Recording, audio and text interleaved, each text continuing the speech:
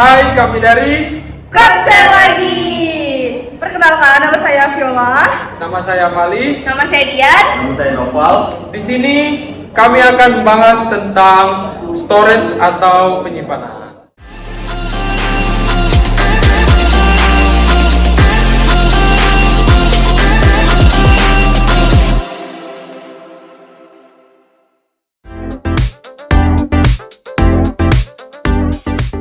Pengertian perangkat penyimpanan atau storage. Perangkat penyimpanan adalah perangkat keras yang terutama dipakai untuk menyimpan data.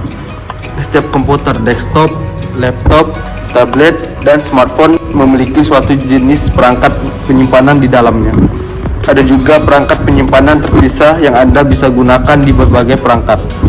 Penyimpanan tidak hanya diperlukan untuk menyimpan file, tetapi juga untuk menjalankan tugas dan aplikasi. Setiap file yang dibuat atau disimpan di komputer akan disimpan di perangkat penyimpanan komputer tersebut. Yang pertama, hierarki perangkat penyimpanan. Secara umum, hierarki mengacu pada struktur organisasi di mana elemen-elemen diurutkan dengan cara tertentu. Biasanya menurut kepentingannya. Ada berbagai jenis sistem hierarki dalam ilmu komputer. Misalnya, sebagian besar sistem file menyimpan file di lokasi tertentu berdasarkan model pohon hierarki.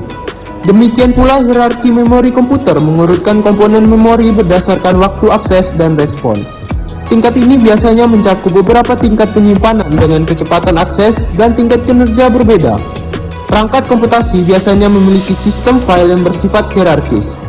Dalam sistem seperti ini, file disimpan dalam direktori atau folder pada Windows, atau subdirektori di lokasi yang diinginkan dalam struktur pohon.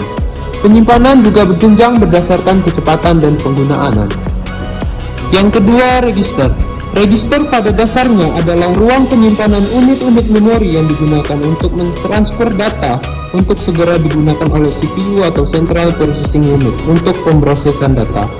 Ini juga dikenal sebagai register memori. Mereka sebenarnya dapat menjadi bagian dari prosesor komputer sebagai register prosesor. Yang ketiga, cache. Cache memori adalah sistem memori tambahan yang dirancang untuk menyimpan data instruksi yang sering digunakan oleh sistem.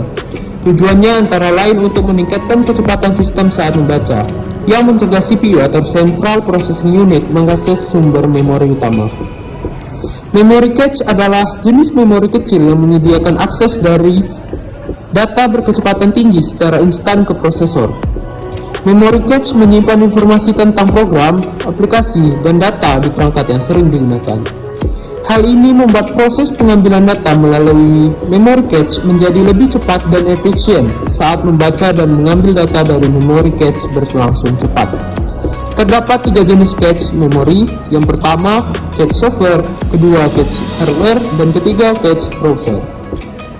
Yang keempat, memori utama. Memori utama merupakan media penyimpanan berupa array kata atau byte, dan kapasitas penyimpanannya dapat mencapai jutaan array. Perhatikan bahwa setiap kata memiliki alamatnya sendiri. Memori utama digunakan untuk akses data berkecepatan tinggi oleh prosesor, bukan sebagai penyimpanan data. Fungsi utama RAM adalah untuk mempercepat pemrosesan data pada perangkat. Semakin besar ruang memori utama, semakin baik kinerja untuk komputasi tersebut. Contoh dari memori utama itu sendiri adalah RAM, ROM, cache, PROM, EPROM, register, dan lain-lain.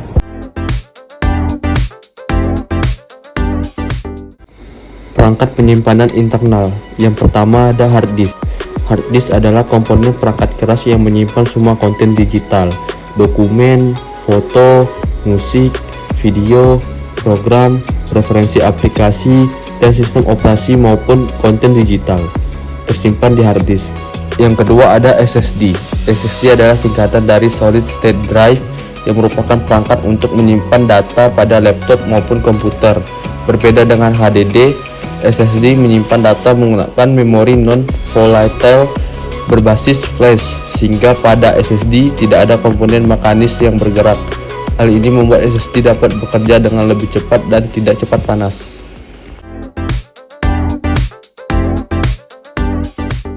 Perangkat penyimpanan eksternal, optical disk. Optical disc adalah sebuah penggerak cakram yang menggunakan sinar laser atau gelombang elektromagnetik sebagai bagian dari proses membaca atau menulis data ke dalam atau dari cakram optik. Beberapa penggerak hanya dapat membaca data dari cakram-cakram tersebut, tetapi penggerak pada masa sekarang mampu membaca dan menulis data ke dalam cakram optis. CD atau compact disc, atau yang biasanya lebih kita kenal dengan sebutan CD, adalah piringan yang berbentuk bundar yang terbuat dari logam maupun juga plastik. Compact disc memiliki bahan yang ternyata bisa dialiri oleh listrik sehingga membuat bersifat magnet. CD akan menyimpan data tersebut kemudian direkam. DVD merupakan disc optik generasi kedua dari pengembangan CD compact disc, di mana sebagai media menyimpan optik yang sering digunakan untuk menyimpan video, audio, dan data. Teknis penyimpanan data merupakan DVD merupakan salah satu teknologi tertua yang masih relevan digunakan sampai saat ini, di mana segalanya hampir serba digital. Blu-ray adalah sebuah format cakram optik untuk penyimpanan media digital, termasuk video definisi tinggi.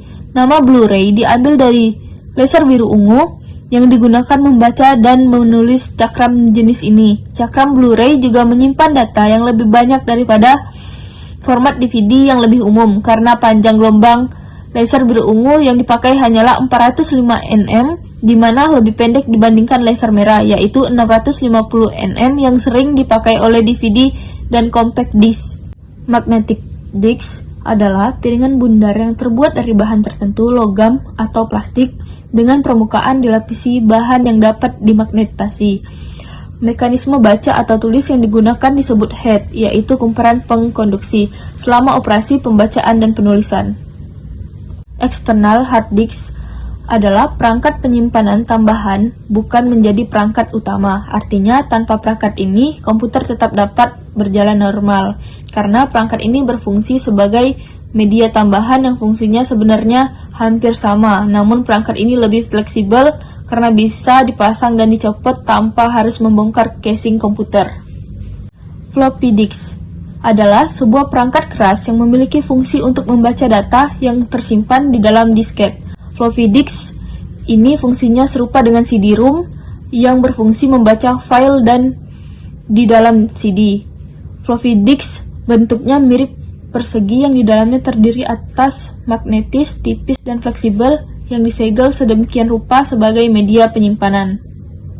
USB flash disk, perangkat penyimpanan data portable yang menggunakan teknologi flash memory. Flash disk biasanya terhubung ke komputer atau perangkat lain melalui port USB. Memory card. Memory card biasanya digunakan untuk perangkat elektronik seperti gadget, kamera, PDA, dan handphone. Data digital yang disimpan dapat berupa gambar, audio, video, teks, atau aplikasi. Fungsi memory card yang utama adalah untuk menyimpan data digital secara portable, sehingga dapat dipindahkan dari satu perangkat ke perangkat lain dengan mudah.